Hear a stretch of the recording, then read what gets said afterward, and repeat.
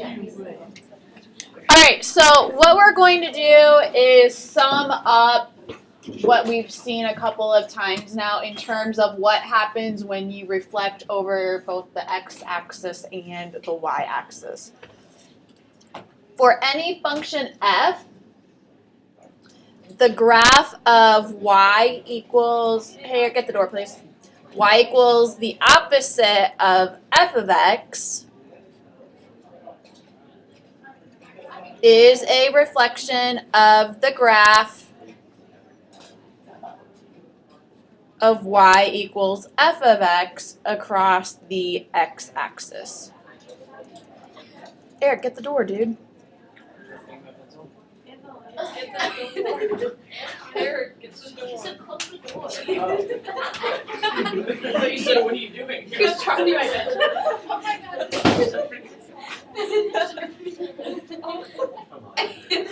Come on. All right, on the other hand, the graph of y equals f of negative x is a reflection of y equals f of x across the y-axis.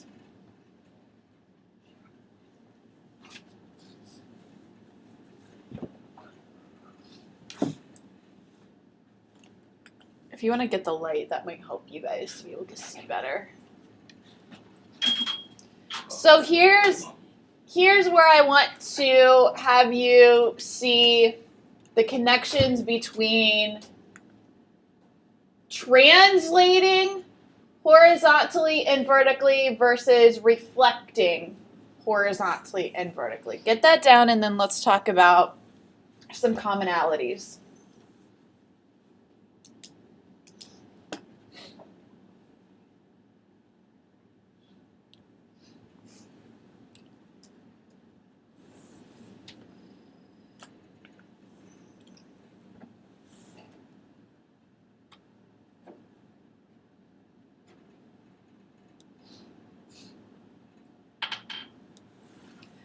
So let's first think about reflecting over the x-axis. Which direction are you going if you're reflecting over the x-axis? Up and down. So vertically. Notice that this is an outside change. Just like when we translate vertically, that's an outside change. When you reflect over the y-axis, you're going horizontally, right? That's an inside change. Just like when you translate horizontally, that was an inside change. Okay? So think about how those are similar. Outside changes affect your graph up and down vertically. Inside changes affect it horizontally. Okay? All right. In that first activity that you guys did, it talked about different functions being even and odd functions. If you recall, it told you that if a function is symmetric about the y-axis, then that is what we call an even function.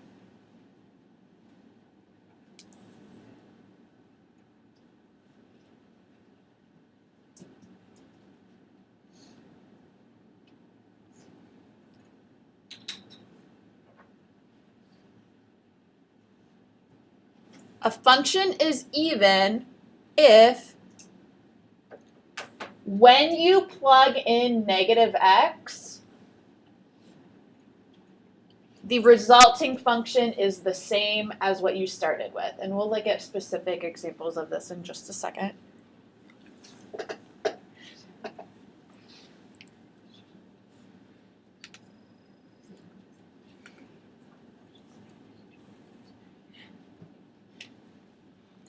If a function is symmetric about the origin, this is what we call an odd function.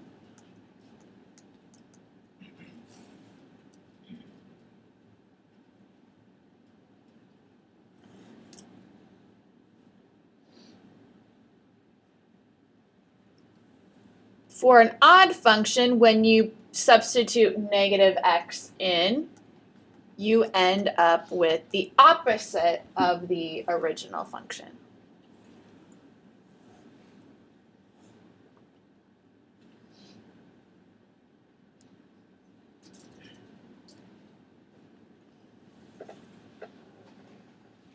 All right, grab your calculators if you don't have them.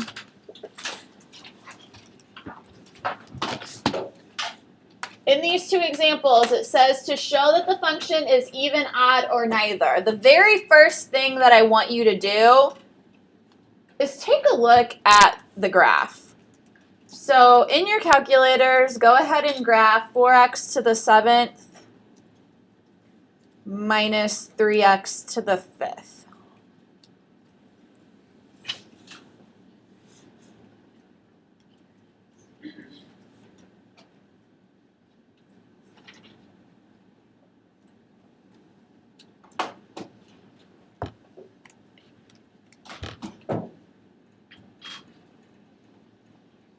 You can zoom in one time if you want. That might help you get a better look at your graph.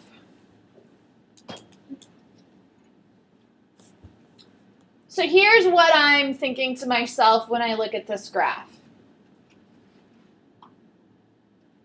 I'm first thinking, is this graph symmetric over the y-axis?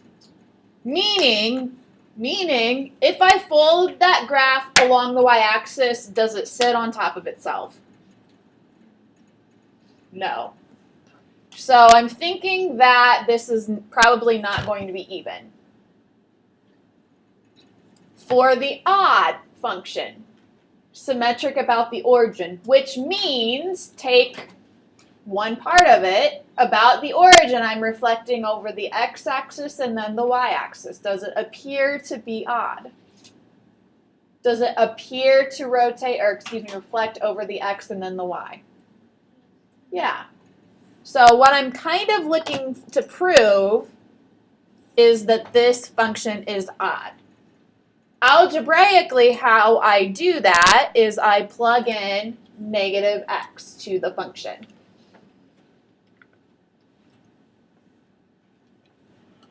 So I'll have 4 times negative x to the 7th minus 3 times negative x to the 5th.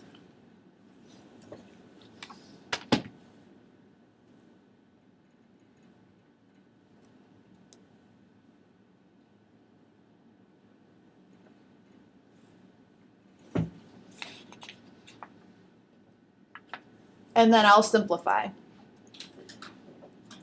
All right, ladies and gentlemen, negative x to the 7th power is what?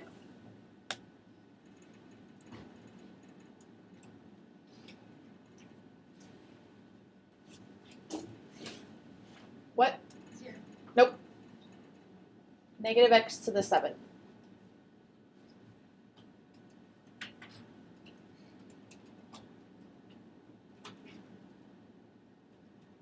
Does it stay negative or does it become positive with an odd exponent is what I'm really asking. It stays negative. So the quantity negative x to the 7th is really just negative x. So this whole thing is negative 4x to the 7th. That's all we're really looking at here. Negative x to the 5th. Positive or negative at the end? Okay, so negative 3 times negative x is positive 3x to the 5th.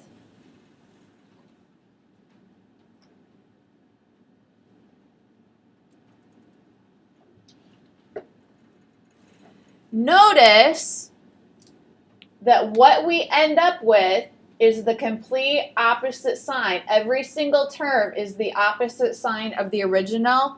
That is what the opposite of f of x looks like, where every term is the opposite sign. So because we have shown that when I plug in the opposite of x, I end up with negative f of x, this function is odd.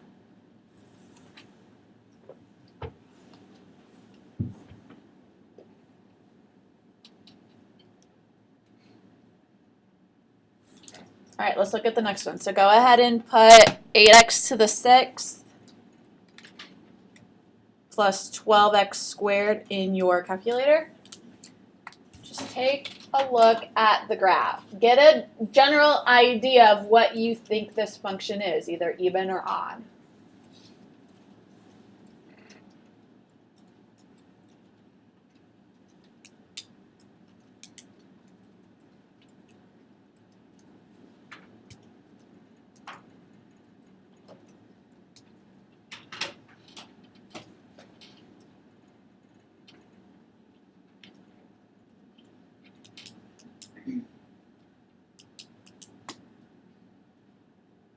What does this appear to be symmetric to?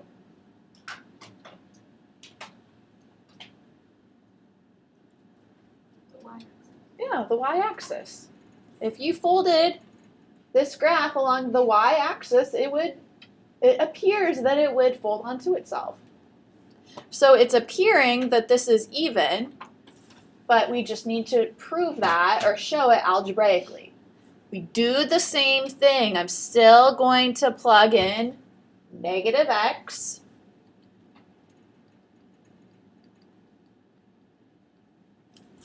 into the function.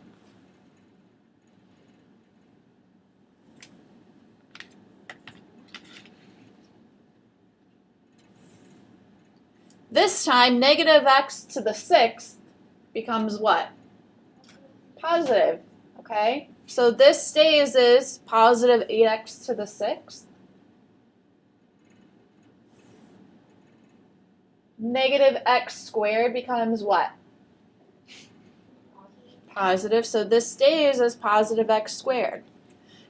This is exactly the same function as what you started with. So when you plug in f of negative x and you get the same thing out, this proves that it is even.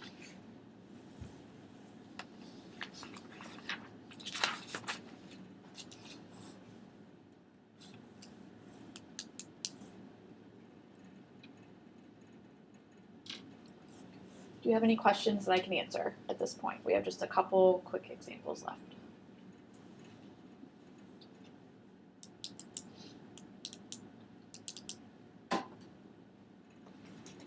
All right. If you look at the last page, like I said, we have just a couple examples left to do.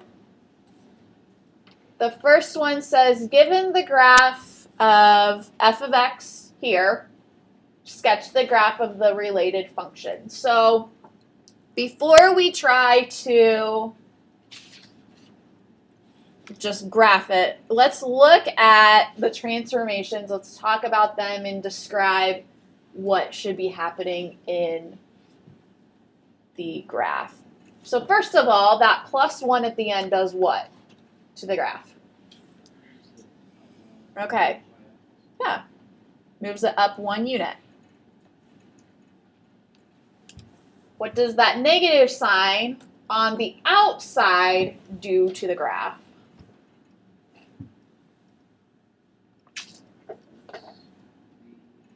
Flips it which way?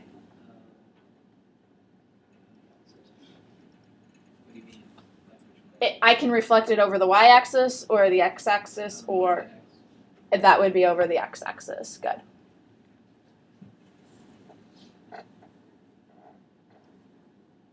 So we're taking our original function. We are moving it up 1 unit, then reflecting over the x-axis. So if you want to do this in like 2 steps, that's fine. If you want to do like what I would do, I would take this first point, I would move it up 1 unit, and then I would reflect it over the x-axis. So you can kind of do it point by point. The next point that is on a nice place is this one. So if I move it up and then reflect it over, it ends up down here. And then the last one, if I go up and then reflect it,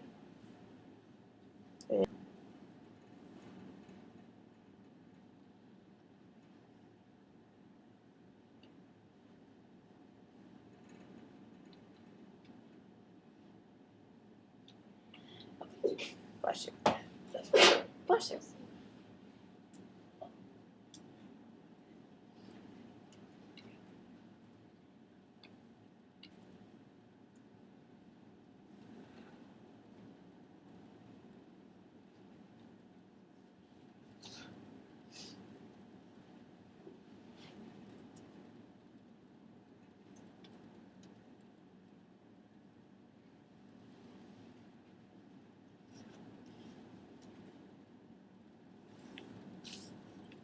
What about the second one? What's happening in the second one?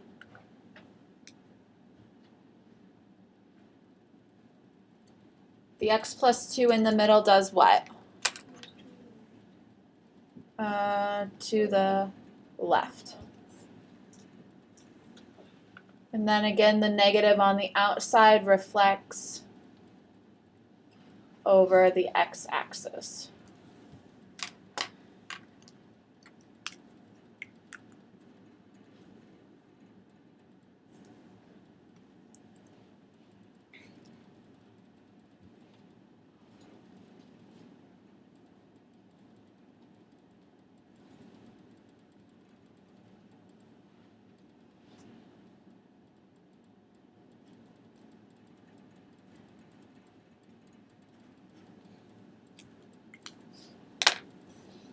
You will, as we add more transformations, you will see all of them be combined.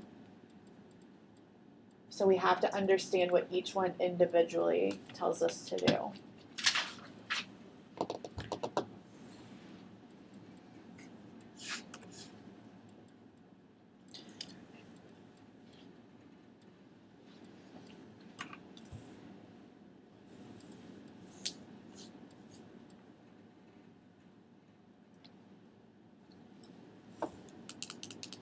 All right, last example.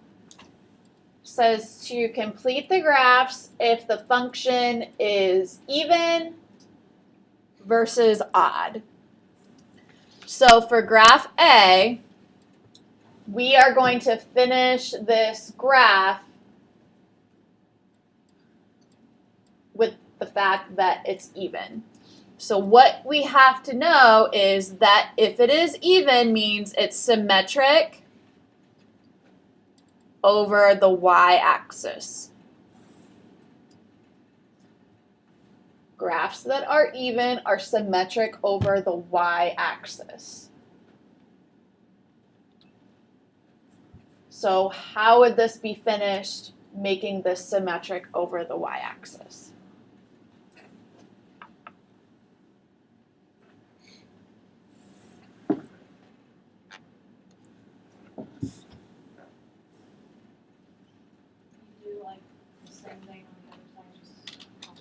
Let me see. Do you have it drawn? Yep, exactly. Try to hit a couple of points that are actually symmetric. So like I'm seeing 3, 0. I can plot that. I'm seeing what 5, 4. I can plot that. So get a couple of points that are actually correct, but it doesn't have to be perfect. Okay? All right, the next thing that we are going to do is continue this graph, but this time it's odd, meaning it's symmetric over the origin, which in other words, you reflect over x and y. So in this case, you might want to do this in 2 steps. It's hard to kind of visualize this at one time. Some of you might be way better at it than me. That's fine. I have to kind of do this in 2 steps. So I'm first going to think about it where I reflect it over